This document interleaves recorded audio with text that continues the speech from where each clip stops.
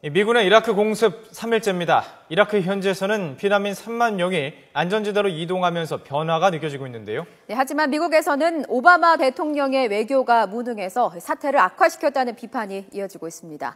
워싱턴 연결합니다. 왕선택 특파원.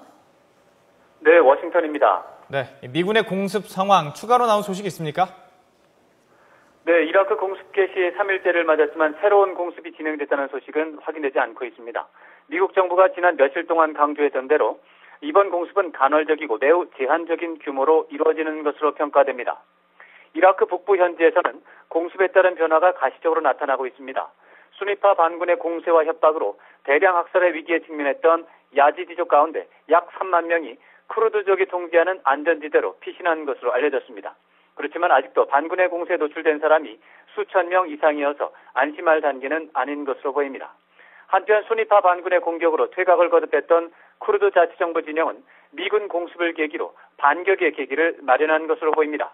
쿠르드 자치정부는 수니파 반군이 장악했던 마을 2곳을 탈환하는 데 성공했다고 발표했습니다.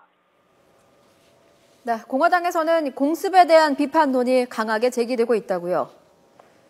네, 그렇습니다. 공습 결정이 보도되는 시점에서는 민주당은 물론 공화당에서도 긍정적인 반응이 있었습니다만 공습 규모가 제한적이라는 것이 확인되면서 공화당 내 강경파를 중심으로 비판의 목소리가 높아지고 있습니다.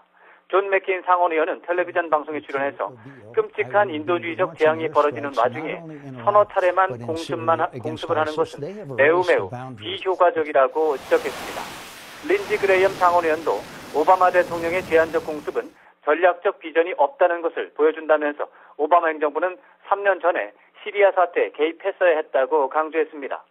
피터 킹 하원 의원도 오바마 대통령이 지난 2011년 말에 이라크에서 미군을 철수시킨 것이 문제 원인이라고 비난했습니다. 어찌 보면 공화당이 비판하는 건 당연할 텐데요. 힐러리 클린턴 전 국무장관도 오바마 대통령 비난 대열에 동참하고 있다고요.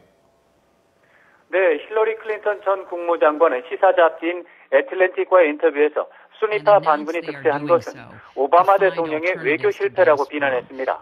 클린턴 전 장관은 바샤르 알 아사드 시리아 대통령에 반대하는 반군 세력을 양성하는 노력을 하지 않은 것이 가장 큰 실책이었다고 지적했습니다.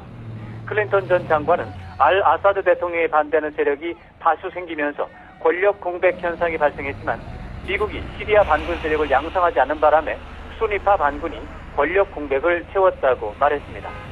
클린턴 전 장관은 또 미국은 이슬람 극단주의 세력을 다루기 위한 포괄적인 전략을 수립하고 실천해야 하는데 오바마 대통령은 그런 전략이 없다고 비판했습니다.